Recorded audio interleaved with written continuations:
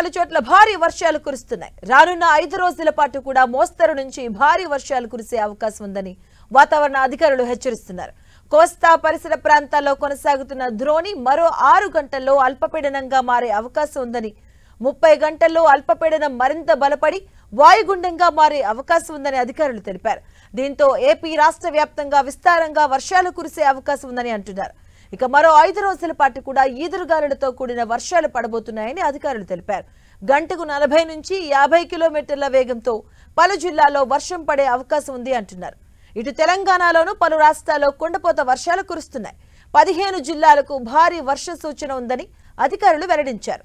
హైదరాబాద్, నిజామాబాద్, కామారెడ్డి, మెదక్, సంగారెడ్డి, వికారాబాద్, మహబూబ్ నగర్, నారాయణపేట్, వనపర్తి, జోగులాంబ, గద్వాల్, నగర్ కర్నూల్, అలాగే నల్గొండ, సూర్యాపేట్, మహబూబాబాద్, ఖమ్మం, భద్రాద్రి, కొత్తగూడెం జిల్లా భారీ వర్షాలు కురవనున్నాయని, ప్రజలు అప్రమత్తంగా ఉండాలని అధికారులు సూచిస్తున్నారు. తెలంగాణలో రానున్న 5 రోజులు పలు చోట్ల తేలికపాటి నుంచి మోస్తరు వర్షాలు కురుస్తాయని తెలిపింది వాతావరణ కేంద్రం. ఉరుములు మెరుపులతో పాటు 40 నుంచి 50 కిలోమీటర్ల వేగంతో ఈదురుగాలులు వీస్తాయని వాతావరణ శాఖ హెచ్చరించింది. గరిష్ట ఉష్ణోగ్రతలు సాధారణం కంటే 3 నుంచి 5 డిగ్రీలు తగ్గుతుందంటూ తెలిపింది. ఇక నిజామాబాద్, భద్రాద్రి, కొత్తగూడెం, ఖమ్మం, నల్గొండ, సూర్యాపేట్, మహబూబాబాద్, వికారాబాద్, సంగారెడ్డి, మెదక్, కామారెడ్డి, మహబూబ్ నగర్, నాగర్ కర్నూల్, వనపర్తి, గద్వాల జిల్లాలకు ఎల్లో అలర్ట్ జారీ చేసింది.